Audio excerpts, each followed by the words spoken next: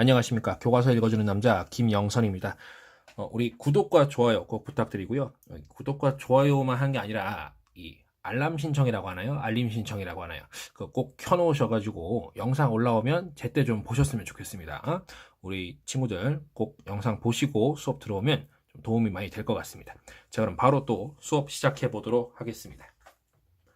자, 오늘은 1대단원 근대국가 수립운동과 국권수호운동, 2 중단원 근대개혁 운동의 전개, 2 소단원 외세와 지배층에 맞선 동학농민운동에 대해서 함께 살펴보도록 하겠습니다. 오늘 주요 사건들 한번 짚어보고 할 텐데 1894년부터 지금 1월부터 11월까지 나와 있는데 지금 같은 해에 무려 4개 덩치가 굉장히 큰 사건들이 지금 여기 써 있습니다. 고부농민 봉기, 황토연 전투, 전주화약 체결, 우금치 전투. 이렇게 4가지 키워드 나와 있는데 함께 기억하시면서 틈틈이 이 연표 보시면서 가시도록 하겠습니다. 먼저 이 동학농민운동이라고 하는데 말 그대로 동학, 종교라 그랬죠? 동학, 서학에 맞서서 만들어진 동학이라는 종교가 있고요. 동학과 그리고 그 동학을 믿는 농민들, 꼭 믿지 않더라도 불만 많은 뭔가 이 세상을 좀 뒤엎어보고 싶은 그런 농민들이 함께 모여서 동학농민운동이라는 사건을 이렇게 일으키게 됩니다. 자, 그럼 동학이 뭔지 일단 좀 보겠습니다. 동학이 왜 커지게 됐는지 세력이 볼게요. 자, 동학의 확산이 첫 제목입니다. 개항 이후에 일본으로의 수출이 늘어나면서 쌀과 콩 등의 가격이 크게 올랐고, 무슨 말이냐면 개항 이후에 일본과 조약을 체결하는 과정에서 이 곡물, 이 먹을 거 있잖아요. 이것을 무제한적으로 일본에 수출할 수 있는 그런 조항이 생겨버렸어요. 무슨 말이냐면 일본이 무제한적으로 우리나라에 있는 이 조선 땅에 있는 쌀, 콩 이런 등등의 곡물들, 식료품들을 이렇게 싹 사갈 수가 있다고요. 필요한 만큼 사간 거겠지만 아무튼 이 조선 땅으로서는 조선에서는 먹을 게 없어진 상황이에요. 그래서 가격이 어마어마하게 오르게 됩니다. 막을 방법이 없는 거예요. 그리고 일본 상인에 의해서 면제품 중에 공산품, 공장에서 생산해낸 물품들이 막 들어오네. 그래서 국내에서 손으로 만들었던 그런 것들이 굉장히 어려움을 겪게 됩니다. 공장이 물건 만드는 게 공장이 빨라요, 손이 빨라요? 당연히 공장이 빠르겠죠. 자, 그 당연한 얘기고요. 자, 한편 조선정부 개화 정책에 필요한 재정을 확보하기 위해 세금을 또 올립니다. 생각해 보세요. 먹을 거 살 돈이 없네. 가격이 올랐네. 내가 집에서 소일거리로 만들었던 수공업 있잖아요. 뭔가 만들었던 거. 그거 팔리질 않아. 세금이 올라. 땅 주인이 수탈이 심해져. 이게 농사 지어놓으면 한 반 이상을 지가 뜯어가. 농민의 생활은 더더욱 어려워지게 되죠. 자, 이러한 가운데 일본에 대한 배척 기운, 일본 놈 뭐야 이거 하는 그런 것과 정부에 대한 불만이 굉장히 커지게 됩니다. 이러한 가운데 이 동학의 두 번째 교주였던 최시영이 이 동학의 교세를 굉장히 확산시키는 데 노력하게 됩니다. 이에 대해서 동학 교도들은 동학을 창시했던 교조 최재우의 억울한 죽음을 풀어달라는 운동을 벌였게 됩니다. 옛날에 동학이 좀 이단, 사이빗이 되면서 이 최재우가 처형당하는 그런 일이 있었어요. 그래서 이 억울한 죽음에 대해서 좀 명예를 회복시켜달라. 우리는 뭐 이단 사이비가 아니다. 우리는 진정 건전한 종교다. 이렇게 얘기하는 그런 주장이었습니다. 자, 이 운동은 점차 부패한 관리를 처벌하고 외세의 배척을 주장하는 농민운동으로 발전하게 됩니다. 대부분의 이 힘든 사람들이 다 농민들이었기 때문에 동학과 농민이 찰떡같이 이렇게 붙었던 거죠.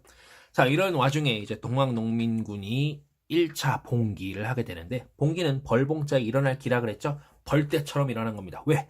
먹고 살기 힘드니까 일어나는 겁니다. 자, 1894년도였습니다. 전라도 고부에서 군수 조병갑의 수탈이 맞서 농민들이 봉기하게 됩니다. 자, 이들은 전봉준의 지휘 아래 고부 관할을 점거하고 점령했다 이거죠. 고부에 있는 그 관청입니다.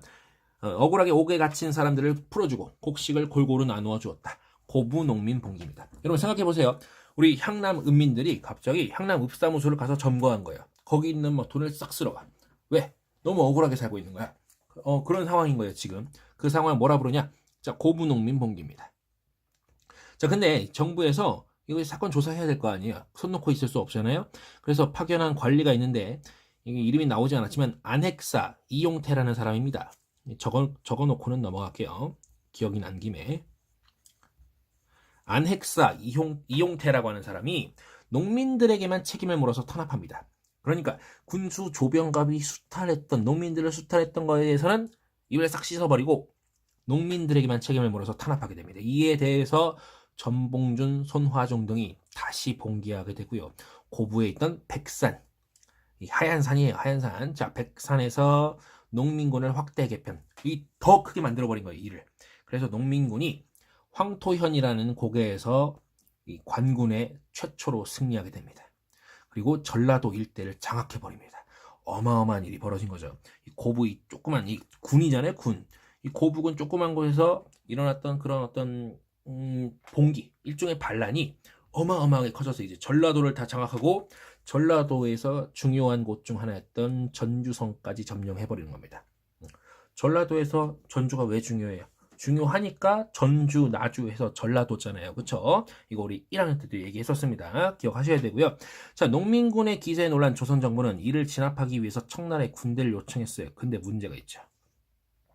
청나라가 10년 전에, 9년 전인가? 약속한 게 있었어요. 누구랑? 일본이랑. 한 9에서 10년 정도 전에 약속한 게 있네. 그게 뭡니까? 잠깐 전 페이지 넘어가면 이거 기억나셔야 돼요. 텐진조약. 조선이 청과 일본이 양국 군대를 철수하고 조선의 군대를 보낼 때는 상대국에 알리기로 했다. 선생님 뭐라고 했죠? 나갈 때 같이 나가겠지만 들어올 때도 같이 들어오겠다. 이 얘기입니다.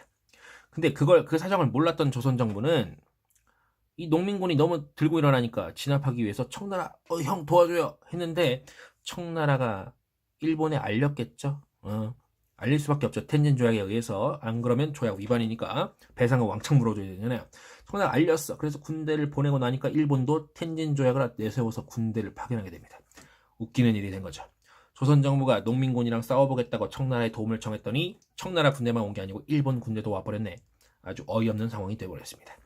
자, 이에 농민군도 놀래요. 정부군도 놀랐겠죠. 그래서 이 외세의 개입을 막아야 된다. 그러면서 개혁안을 제시하고 야, 우리 이렇게만 좀 바꿔보자. 라고 개혁안 제시하고 정부와 휴전합니다. 그리고 해산하게 됩니다. 이게 바로 전주화약입니다. 전주성에서 화해하는 약속을 했다 이거예요. 자, 그리고 농민군이 전라도 각 고을에 자치조직, 우리끼리 사는 이런 학생자치회 이런 거 알죠? 우리끼리 통치하는 그런 조직인 집강소를 설치하고요.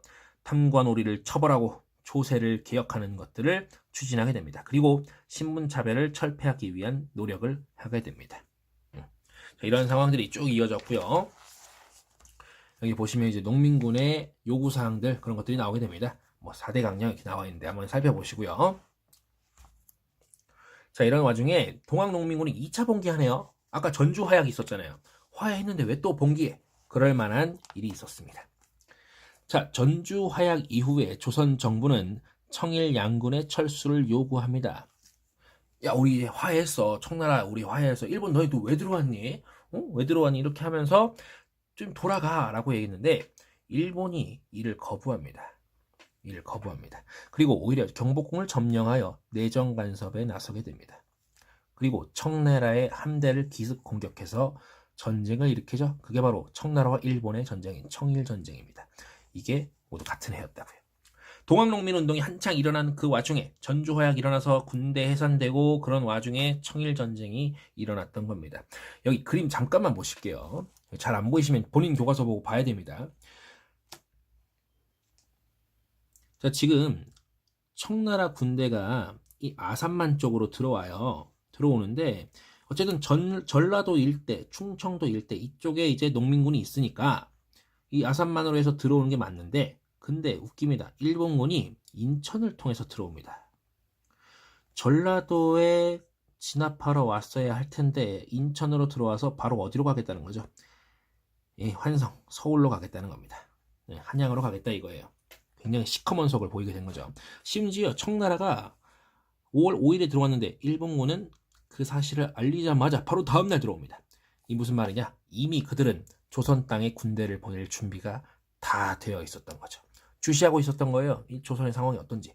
호시탐탐 군대를 들여보낼 그 타이밍을 노리고 있었던 겁니다. 그리고 양군의 철수를 요구받자 일본군이 거부하고 경복궁 점령하고 내정 간섭 나서고 청나라 한 대 때려서 청일전쟁 일으킨 겁니다. 그래서 농민군이 이 일본을 몰아내기 위해서 다시 봉기하게 됩니다. 그게 바로 2차 봉기인데요. 자, 한성으로 진격해야죠. 경복궁을 불법 점령한 그 일본군을 몰아내야죠. 근데 농민군이 공주 우금치에서 일본군과 관군의 연합부대에 맞서 패하게 됩니다. 치열하게 전투를 벌였지만 굉장히 잔인했겠죠. 거의 학살에 가까웠습니다. 사실은. 자, 이게 그 후에 전봉주를 비롯한 지도자들의 체포되고요. 처형됩니다. 그래서 동학농민운동이 실패하고 말았습니다. 이제 동학농민운동의 역사적 의의를 볼 텐데요. 동학농민운동은 조선의 정치와 사회를 개혁하고 외세의 침략을 물리치려는 것이었습니다. 자, 그래서 농민들의 개혁 요구는 그중 일부는 이후에 가보개혁이라고 하는 것에 반영이 됐고요. 그리고 외세의 침략에 맞선 이 투쟁 정신이 나중에 일본에 맞서 항일 의병운동으로 이어지게 됩니다. 정말 중요한 사건들입니다. 여기 또 새로운 가보개혁이라는 게 나오는데 우리 다음 시간에 또 다루게 될 겁니다. 자, 오늘 우리 동학농민운동에 대해서 봤는데 선생님이 알기로 이제 곧 이 동학농민운동에 관한 드라마였나 영화였나 하는 게 하나 이제 시작되는 걸로 알고 있습니다. 선생님 좀 기대가 있는데 함께 보시면서 좀 이 부분에 대해서 또 열심히 재밌는 그런 영상으로 봤으면 좋겠습니다. 선생님 좀 기대가 큽니다, 사실. 오늘 수업은 어쨌든 여기까지입니다. 고생하셨습니다.